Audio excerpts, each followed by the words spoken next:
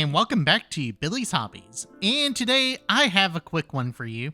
After I finished my last video on the Sister Repentia, I kind of skipped over the wash section. And to tell you the truth, the wash I did on this kind of made the paint job.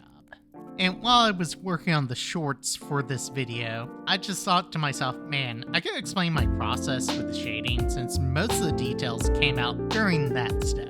And what I mean by wash is not just using non-oil to add some shading to some darker parts. I mean just using watered down colors to try to add some effect to the model. But when thinking about to apply the effects, you really need to think about where exactly the effects are going kind of ahead of time. For example, the solid brown I have on screen right now in his ginormous blade armor. Like, is it a attachment? Did they have to cut open the arm and install a outside force or a piece of metal inside?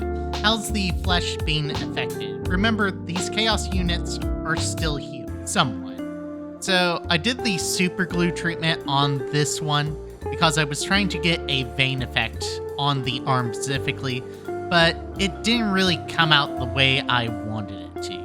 But I still think this is a good example of how layering should work and what to really think about to get your final result.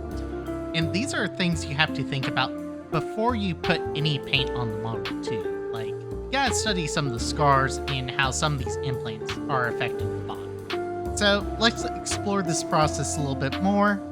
And if you enjoy this type of content, remember to like, comment, and subscribe.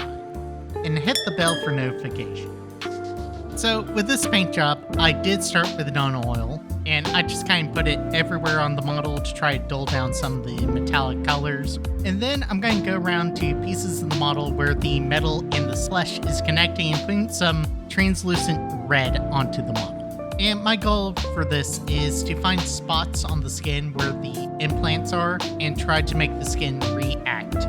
Like foreign objects are just poking out the skin and the skin is kind of irritated or it's starting to get infected. Like I said before, things you need to think about while painting. And we're taking a quick look at my old orgoflagellants, and I'm using a toothpick to get smaller detail around some of the tubes. And I definitely should have used this technique on my newer ones because the brush kind of made the spots a little too big, and with the toothpick you can get better detail on it. I definitely should have used this on my newer ones. I'm kind of kicking myself now.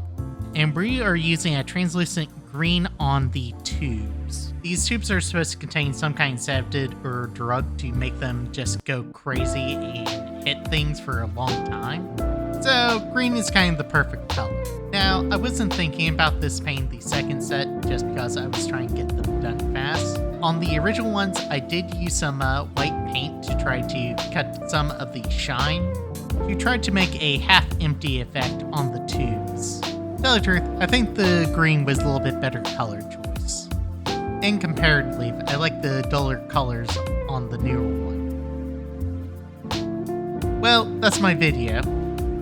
I hope you all like this short little creative experiment. And I'm not trying to say I'm the best one or the best painter, but we should all kind of look at each other's skill and learn from one another. Thanks for hanging out, and see you next time.